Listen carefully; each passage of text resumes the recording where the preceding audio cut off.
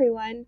So this is our final week of classes, and then next week is finals week, and that's the semester.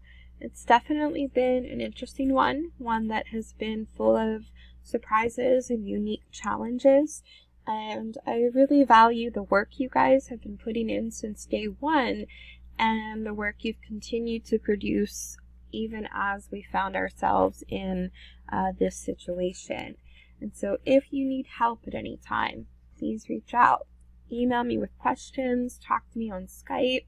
If you're still working on some things that were already due, that is fine, but just make sure that you are letting me know if you need help with something, because our main goal this week is that you're working on your paper, the analysis, and that you'll be doing so next week as well. And then if there are any other assignments you're still working on finishing up, right, you'll be working on those too. So this week I've got 2 videos. This one we're looking at methods of analysis, just kind of doing a run through of what is an example of taking a specific analytical tool or approach and coming at your topic with that in mind to help you see your topic better and to make a more advanced argument about it. And so we'll be examining a couple of the readings today in order to get a grasp of this concept of the analytical tool. And then the next video, which I'll post on Thursday, will address the longer reading for the week, the analysis essay about Batman, that I'm just using really as an example to say, okay, here's what someone who is writing an academic analysis of even a pop culture topic can do, right, with the right research and the right approach. And so I'll take a look at that and break down how those pieces, I guess, of their analysis might apply to yours as well. But today, let's take a look at analysis. What is it? We've gone over this before. This slide should hopefully look familiar if you've been watching the videos.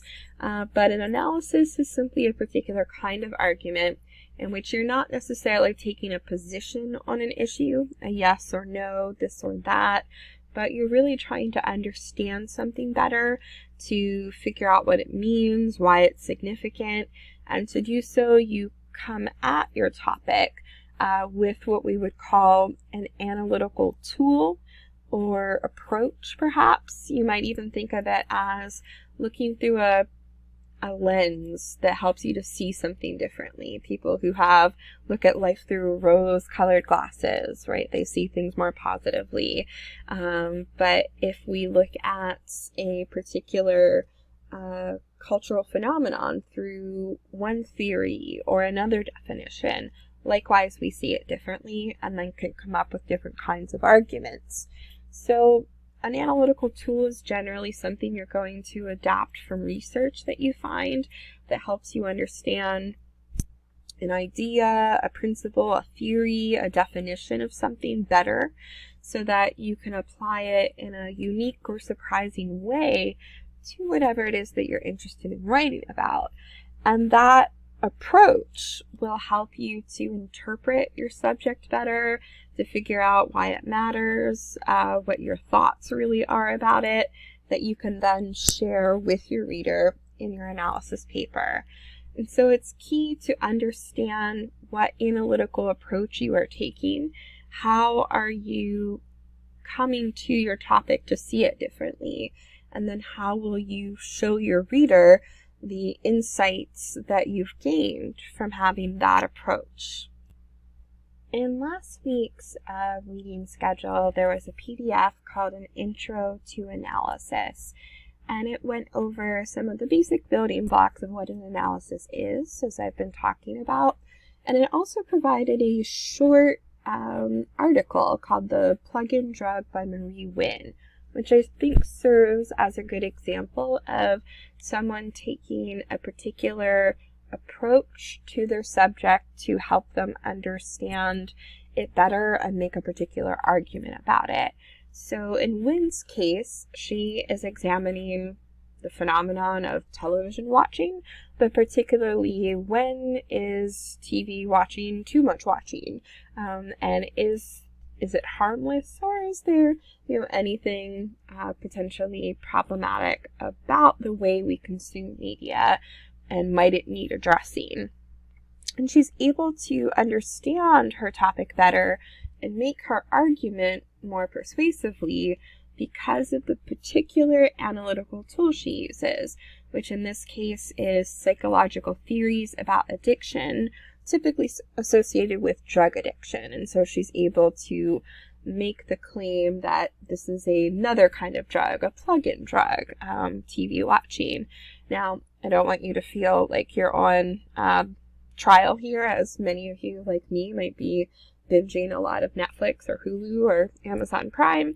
We are in desperate times, but maybe there's something to it then. Do we approach TV as a coping mechanism when our world is stressful? That's perhaps not inherently bad. We have a lot of ways of coping, and as we discussed back at the beginning of the semester, for some people that is horror movie watching or a million other things.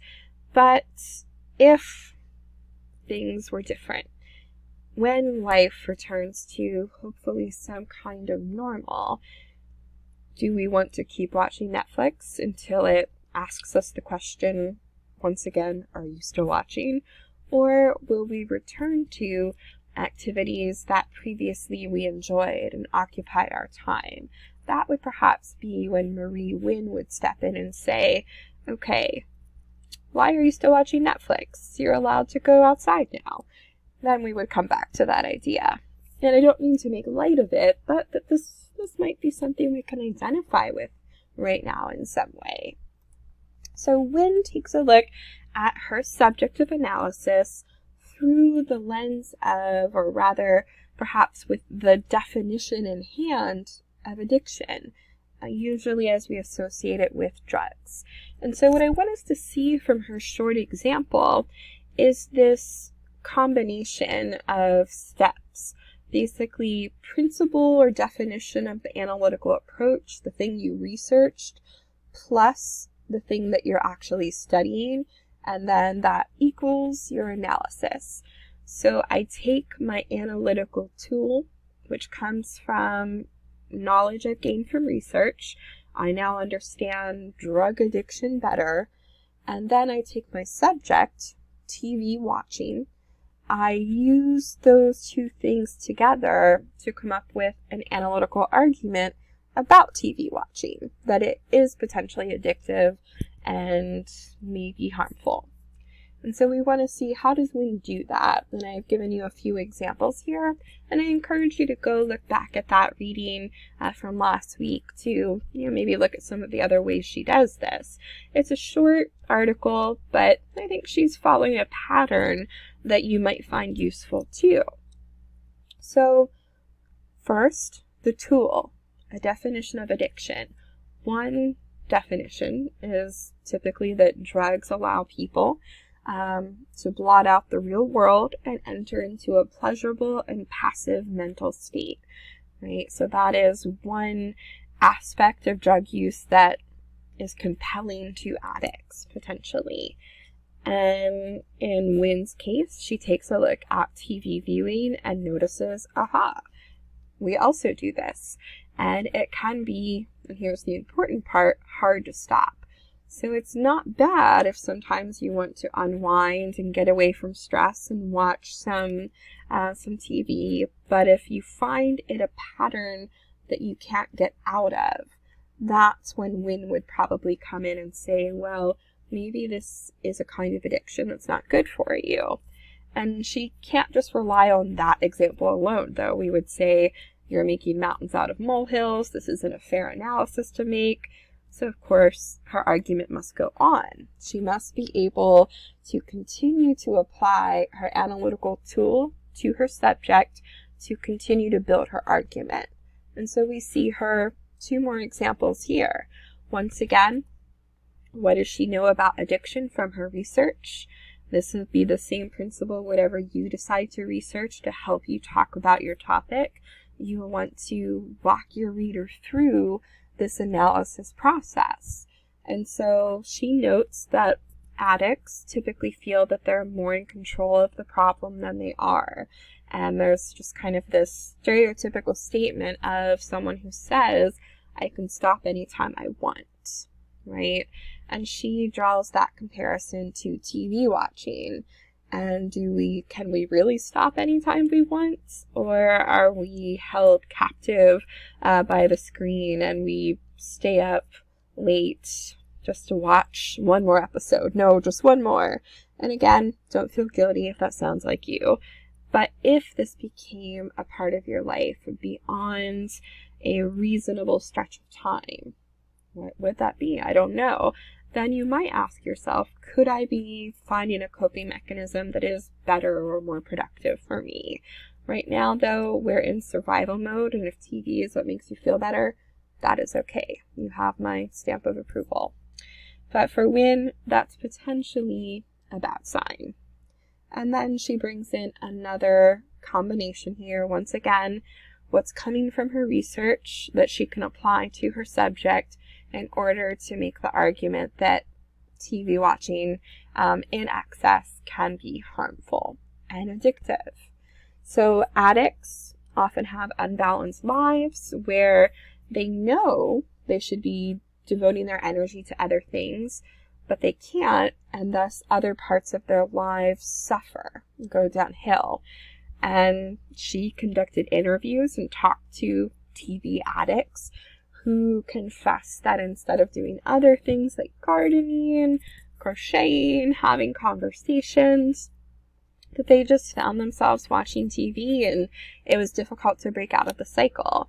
And it almost sounds a lot like depression as well. And then that could be an entirely different article one could write, that often a sign of depression is when it's more difficult to do things that you typically like and you just don't feel like it anymore. You don't have the energy to. And when that happens now and then, right, that's normal. When it happens in weird circumstances, also normal. Maybe you can't even go do the things you normally want to do, and that makes you feel sad or depressed. That's a natural response.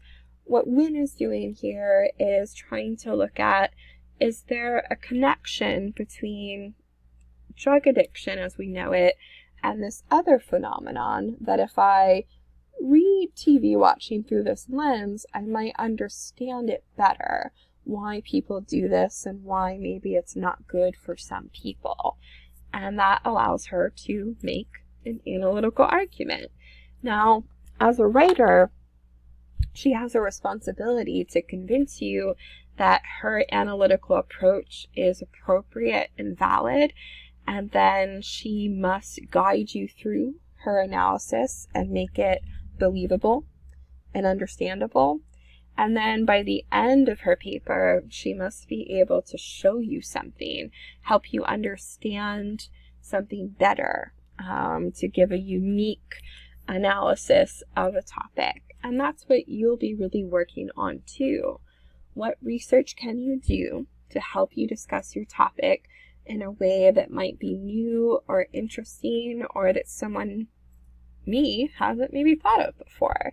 And then through your paper, you want to have a pattern of, here's this one thing about my topic, and then here's how I'm approaching it. And so now we can see X.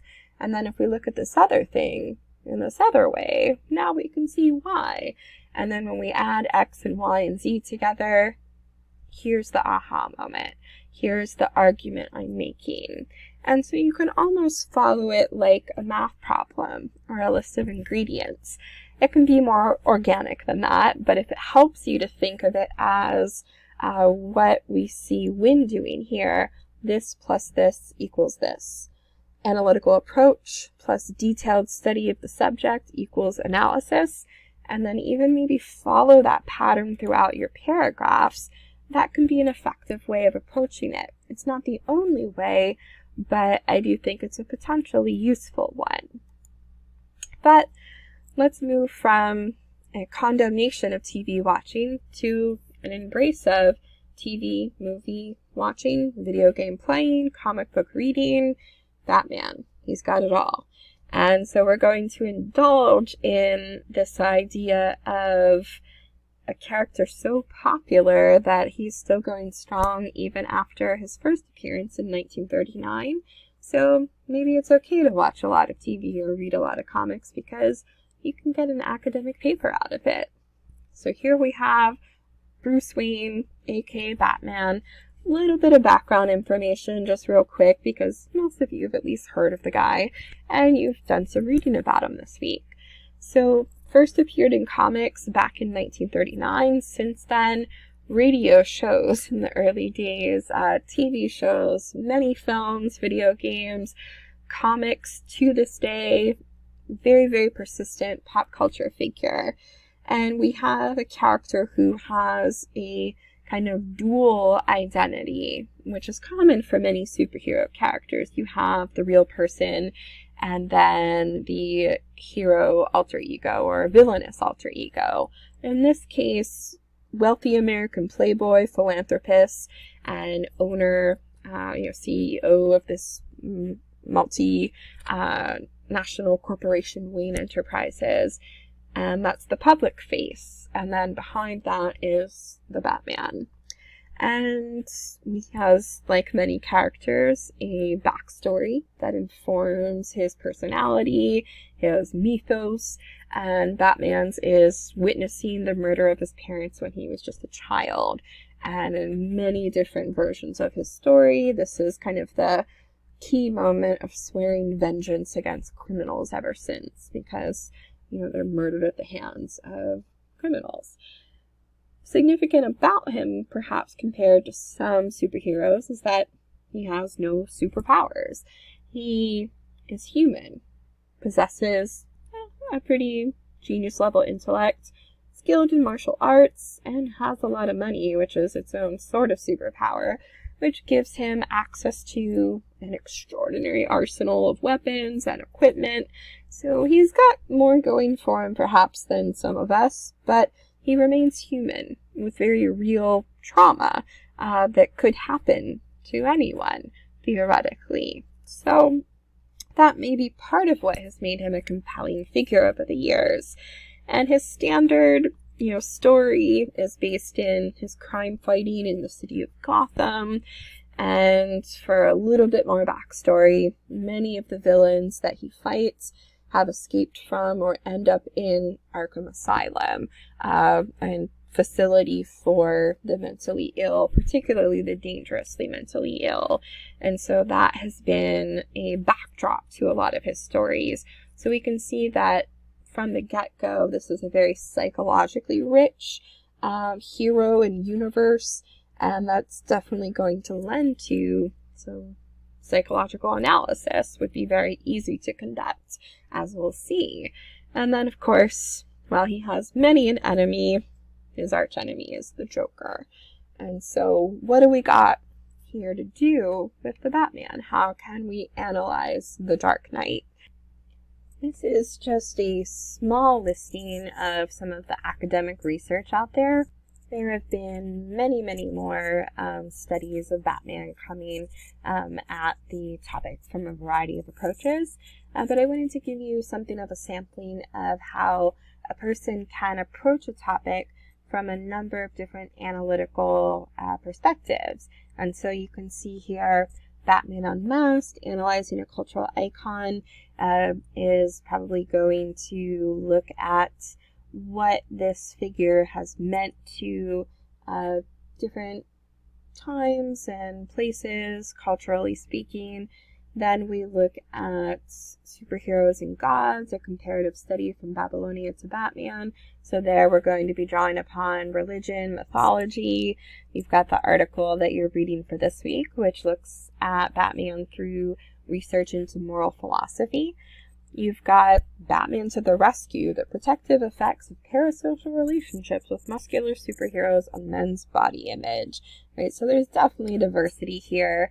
PTSD, good and evil, domestic terrorism. There's, with any topic that you approach, if it's something that is rich enough and you're bringing research to the table, you can have your own unique stamp on it. And that's what I want to take a look at today in discussing some of the psychological approaches covered in Dr. Travis Langley's A Dark and Stormy Night, Why Batman? So this was one of your readings for the week. Langley's not making his own argument in perhaps the same way as our longer article for the week and as you will be doing, but I think his source offers a nice overview of how one could take different analytical approaches to this topic, this figure. And so he mentioned some of the theories from Carl Jung and Professor Joseph Campbell, and they were both interested in what we call archetypes, which are universal themes occurring across different cultures, different time periods, that we still focus on the same basic types of stories and heroes, and this sense that there might be some kind of collective psyche that, you know, every human being is drawn to certain kinds of moral conundrums and heroes and villains that help them make sense of the world. And so there's this book by Joseph Campbell that The Hero with 1,000 Faces, that was very famous for discussing the idea of the hero's journey, that in many stories, again, across all time periods and cultures, that we see this very similar steps that a hero goes through to learn about themselves, help their people, whatever it is, and that we as writers, audiences might be drawn to these kinds of stories because we see the character's psychological growth, and we perhaps grow as a result of identifying with it and experiencing it with them. At least that's their theory, that we could take and apply to a story of our choosing, in this case for Dr. Langley, Batman. And so he's wondering, why Batman? Why does he appeal? Perhaps it's because he fits into some of Jung's and Campbell's archetypes. And so one of Campbell's is the shadow archetype, which Langley walks you through in order to first show you the analytical tool. Here is what the shadow archetype is according to research, and then he applies the tool to understanding his subject better, which is, why does Batman and kind of the universe of Batman stories appeal to people? What psychological need does it perhaps fulfill? And so the shadow archetype can be the villain in many stories, and they exist to create threat and conflict, to give the hero, the good guy, something to struggle against. Sometimes it's embodied in a person, like the Joker. Sometimes it's something more abstract. It might be terrorism. It might capitalism. It could be any number of things that serve as a struggle by which the hero measures their worth and helps them to grow, and that we might connect to in some way. The shadow can sometimes mirror the hero. We, in I think recent years, have become very interested in anti-heroes and sympathetic villains and all manner of more complex characters. And so we might see someone like the Joker, as our video essay that I've assigned for this week investigates, as a mirror for Batman, that he is the Batman's shadow and reflects him in some way. And so sometimes in these stories, the shadow archetype serves as a way to show the audience the person that the hero could become if they head down the wrong path. And you might see that that even connects back to last week's reading about the man as machine, the murder in the mirror, that, you know, one of the reasons why someone like Jeffrey Dahmer fascinates is because maybe he is a shadow self that reflects normal people in some way, or at least that was that author's theory. And so what I want you to notice here is how analytical research, when applied to a topic of your choosing, can create insights that we wouldn't be able to make perhaps otherwise, and that by incorporating the research into your interests, you can formulate an argument for your reader that is well reasoned, that allows you to pull together evidence in a sequential and sensible way, And that's what I'll be looking for in your analysis paper. You don't need to be doing psychoanalysis, but you want to have some kind of research that you use as a tool to apply to your topic in order to make your argument. And so you are not just giving opinion, but you're also not just repeating somebody else's ideas. It should be a fusion of research that helps you understand your topic and make your own argument about it. And in this case, we just happen to be looking at folkloric and psychological archetypes and Batman. So what does this help Dr. Langley see when he looks at Batman through the lens of Jung's shadow archetype? So we're getting into, more intense, more complex psychological theories here.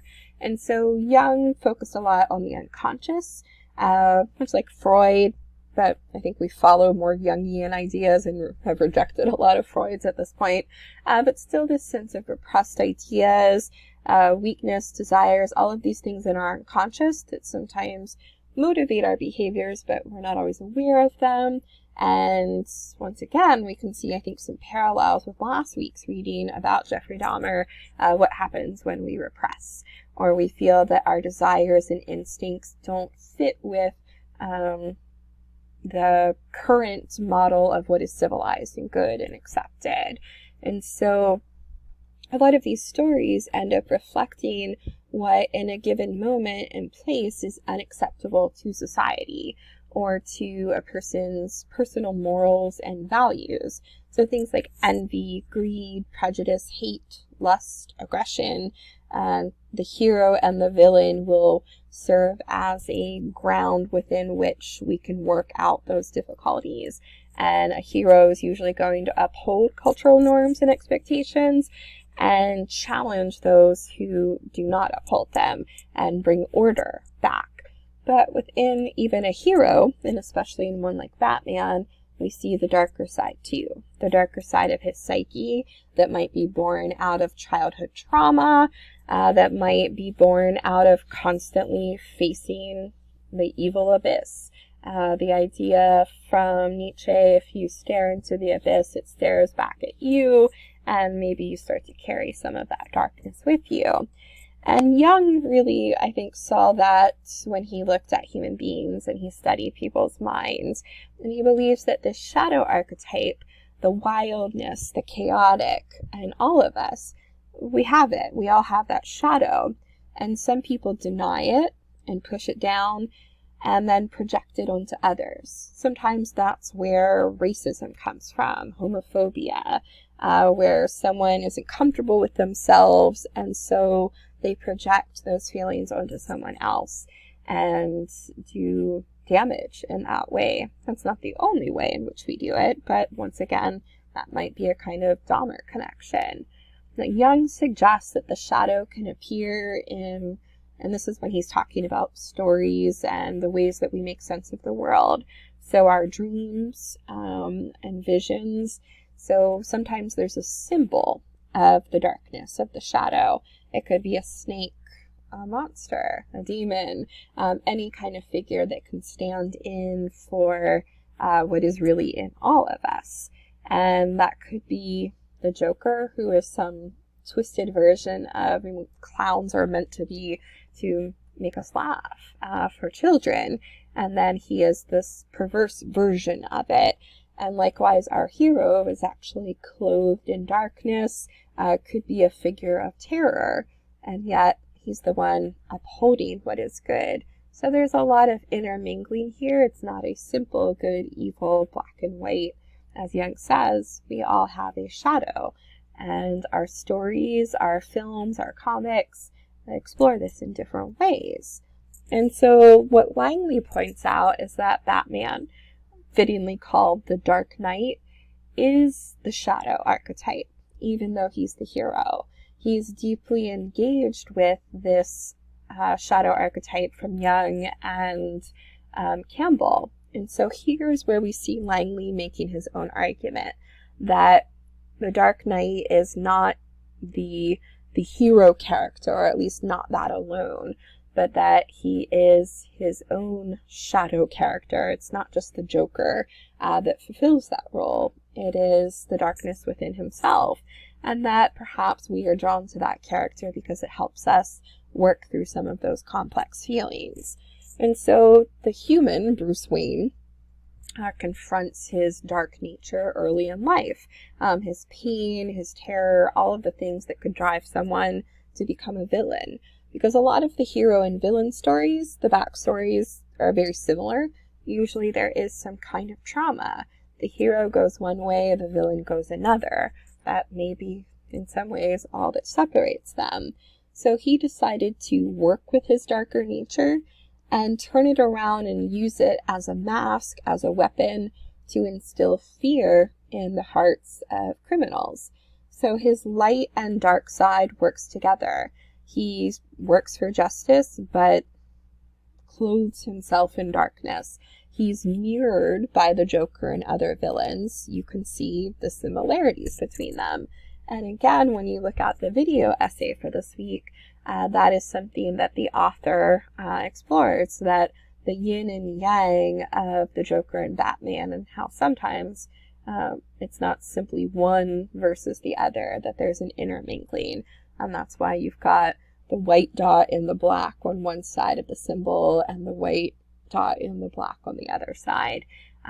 So from a Jungian or Campbellian analytical perspective, Batman appeals to our own need to face and manage our shadow selves, that darkness that we have inside. Now, Langley's job is to convince you that that's not a load of BS, that he's making a valid argument, that even if you never saw it that way before, and even if it's not your own interpretation you would go with, that you can see, okay, that analytical tool plus his subject equals an interpretation, an analytical argument that you can understand and appreciate, even if you view Batman in a completely different way, and maybe not as an intensely psychological way. It's what you decide to bring to your topic. It can be the way you see it, you want to talk about it. Your analytical argument is to show me that and to make your case for whatever it is that you see when you look at your topic. So another approach that we see in Dr. Langley's article is he also, in addition to talking about these kind of darker inner selves, flips and looks at justice. But that is also something he connects back to psychology because that's his area of expertise. But we can see how this might connect to the other reading for this week that looks at moral philosophy in Batman, that this is probably another popular reading for a lot of authors and audiences of Batman, a desire for justice. And so he notes that we want justice. People who believe in a just world suffer less stress and depression and enjoy life more than people who do not. So it may be that when we have problematic pasts and trauma and stress, that the idea of a world that is just, where the good are rewarded and the bad are punished, is comforting. And so we want to see that in our heroes. As I talked about last week, that may be part of the appeal of true crime, that we want to see crime solved, and that in times of chaos gives us a sense of order, that things will work out for us because justice exists and order is established. So we call that the just world phenomenon, in which many cultures teach their members, their society, from childhood throughout adulthood, that there is a natural order to the world and that justice will reign, and that the things that we do in order to make sure that the world is just. And that helps us be more well-adjusted and hopefully not sink into despair when times are realistically going to be tough. When we don't receive fair treatment, we want to believe that things will be restored to equality and justice. So even when the system fails, even when criminals evade arrest or avoid conviction, we want there to be somebody out there who can get them anyway. So you have your vigilante figures like Batman and many other stories that we tell, some that exist in worlds of superheroes and some that are much more real. And so Langley is taking an analytical approach of the Jungian and Campbellian archetypes, psychology, and the definition of justice in a just world. He takes those and applies them to Batman in order to explain to us why Batman appeals and continues to exist since 1939, and we've got another movie coming with Robert Pattinson at some point. So Batman's not going anywhere. As we've said about many of the topics this semester, the monsters, the fears, the desires that persist, because these stories speak to us in some way. And so for your paper, you may or may not be analyzing a film, a type of problem or fear, but you want to consider how will you analyze it differently than somebody else, whatever your topic may be. So what you want to ask yourself as you're researching, as you're writing, are a lot of questions. Sometimes it starts with simply what interests me about this subject, this debate, this film, whatever it is you've chosen to look at. How does it connect to the world, humanity, monsters, something else? Why does it matter? What do you hope to find out about your subject as you research and as you look at it more closely? Do you have questions that you want answered? And of course, what analytical framework do you want to adopt? How are you going to uniquely approach your subject in order to make your argument about it? And so then you're collecting evidence. You're reading or watching your subject, your topic, with questions in mind. You also approach it again once you've discovered your analytical framework and say, now that I have my rose-colored glasses, now that I have my historical research in mind, now that I have my psychological research in mind, whatever it is, what do I see differently now? And take notes on your observations and think about the things that you can focus in on to discuss in your essay.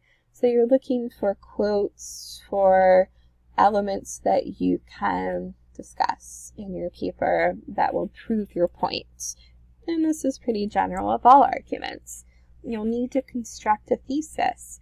Sometimes that comes later in the process, but ultimately, as in any paper, you need to have an introduction that clearly indicates what you're trying to argue for, what you want to show or prove to your reader, why they should care about it. What does it matter? The so what, who cares, I think I've talked about before, or at least I did in 1101. Why does your topic matter? Who should care about it? And what are you trying to show or prove them? You want that to be clear in your introduction, throughout your paper, and in your conclusion. And then the body of your paper, where you're really developing and organizing your argument, again, you need to conduct that research that helps you to analyze, to pull in secondary sources that help you understand and talk about your topic better. And then think about what's the best way to approach that. Some of you might decide, I'm going to front load my research, my analytical tool, and explain my definition of a hero up front, and then get into my subject matter, the person or whatever I'm studying, and approach it with that research in mind. Or do you weave it throughout, where, like with the plug-in drug, we saw Marie Wynn say, okay, this thing about drug addiction, now we can see TV this way. This other thing about drug addiction, now we can see TV this way. Whatever pattern you want to use to develop your argument, that'll be something that you get to decide, but you'll want to think about carefully. And so as you read the next article for this week, you should study, how does this author structure their argument? Where do they incorporate their research? And then also their own observations and interpretations. And then ultimately, you write that paper. So ask questions after you've written, have I answered my own questions? 1, 2, 3, and 4, all of these questions I put up here for you. As you're drafting, when you finish, look back over this and consider, does my analysis essay cover most of these things? And then, of course, ask me questions if you have them. So the framework you choose for your analysis, it could come from something you've learned in another class. It could be something you learned about in our class in readings. You can even use one of our readings as a source. This could come from new research that you do. It could come from an article about your subject that you think you can expand upon in some way. But the key is that your research should be support to help you make your own analysis and not be something that takes over your paper and makes an argument for you. I want your ideas and insights with your analytical research just as a tool to help you, not something that dominates your paper. Quotes from other people shouldn't take over, but they should help you to formulate your argument. And I think we can see that really well in the analytical video essay that is linked on the weekly schedule, which is called Batman as the Joker, the Philosophy of Yin and Yang. And in that video, we can see the author doing basically what you are doing, taking an analytical approach, in his case, philosophy, and applying it to his subject, which is Batman and the Joker. And then out of it, we get an interpretation, an analysis, an argument.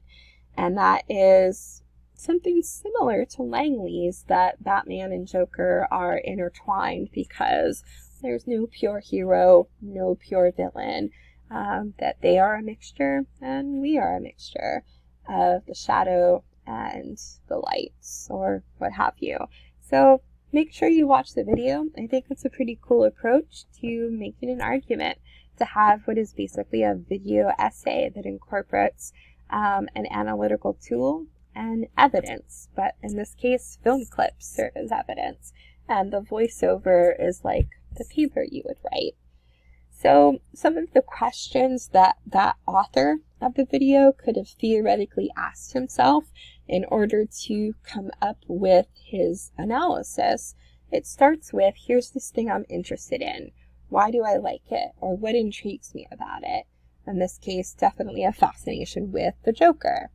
And then you might consider heroes, villains. Why is this a thing? Well, in this case, the Joker sees himself as the Batman's ultimate arch nemesis because he believes they are equal, they are similar. Well, what does that mean? Why is that an attractive idea for a reader and for an audience? And so he would begin to investigate the similarities between the characters. Both are freaks, both are outside of normal society, social order, both use violence, both potentially mentally unstable in some way. And with that framework in mind, our video essay author then has to find the evidence. What scenes from the film best illustrate this analysis? And then in a larger paper, would they pull in other films, other comics, video games as evidence for their analysis? And then they want to figure out what outside research could help them perform their analysis, theories, philosophies. In this case, we end up with Taoism, the yin and yang. You may also look at some of the stuff Dr. Langley talked about, this sense of the duality of man. There's a number of different approaches you can take to any given topic. Find yours. And so what's up for the rest of the week as you're researching, writing, and thinking? You should also be reading Vilja Johnson's essay, It's What You Do That Defines You, Christopher Nolan's Batman as Moral Philosopher, which is an example of an academic analysis that, it's not terribly long, but it is longer than the paper you will write. But I do think it serves as a good model of someone applying their research to their topic to come up with their own argument for an analysis. So in my next video, I'll talk a bit about that reading and what we might learn from it. I'll also look at some example thesis statements for an analysis and introductions, and give a few more tips on how to apply your analytical approach to your topic and make your argument. So that will be the last video for the week. I'll have that posted on Thursday. And in the meantime, of course, as always, email me your questions. We can talk on Skype, whatever you need.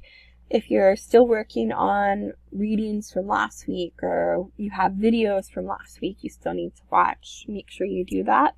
And if you still have work that is due from before, let me know if you have questions, need help, and just keep in mind that this is our second to last week. We've got next week too, and your analysis paper is due next Wednesday. And your final reflection, which I'll talk more about next week, but it's very, very simple. That would be due Friday, May 1st. And any work that you owe me, any outstanding work, I've said I'm more than happy to give you more time to work with stuff because we are in, a very different situation than I thought we would be in January. Our semester has changed a lot, so I'm flexible with due dates and assignments since we've gone online, but May 1st, Friday, May 1st next week is the last day I can accept any assignments because I will need to grade like a mad woman that weekend to get your final grades in. So keep that in mind, plan your workload, reach out if you need help, and tune in on Thursday for our next video. All right, thanks everybody. Have a nice day.